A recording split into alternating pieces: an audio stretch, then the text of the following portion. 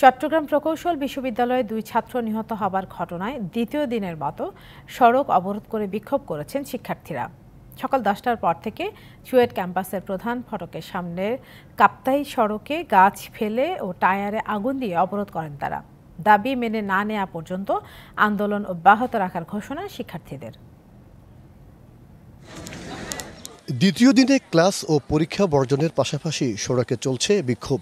বিক্ষোভের কারণে কাপ্তাই সড়কে আটকা পড়ে যানবাহন।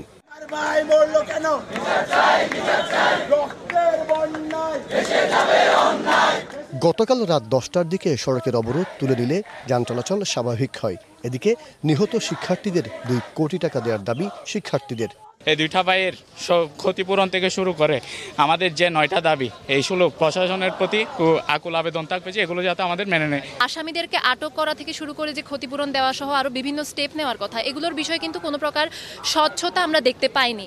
ঘাতক যে ড্রাইভার এবং হেল্পার সহ যারা জড়িত আছে তাদের সবাইকে আইনের আওতায় না আনা পর্যন্ত এই আন্দোলন স্টুডেন্টরা চালিয়ে যাবে।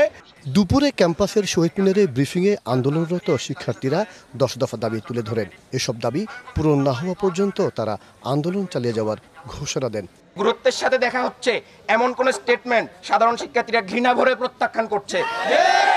এবি ট্রাভেলস ও সামানত সকল প্রকার লোকাল বাস স্থায়ীভাবে বন্ধের সকল প্রকার ব্যবস্থা নিতে হবে। 2 লাখ টাকা করে বাস পানির সময় দিবেন, ওখান থেকে 5 লাখ টাকা করে আসছে, বুঝছেন।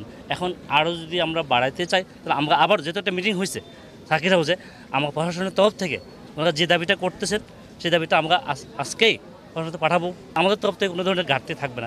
সোমবার দ্রুতগতির শাহ আমানত পরিবহনের একটি বাসের ধাক্কায় চুয়েটের 2 শিক্ষার্থী নিহত হয়। মাসুদুল হক, ডিবিসি নিউজ, চট্টগ্রাম।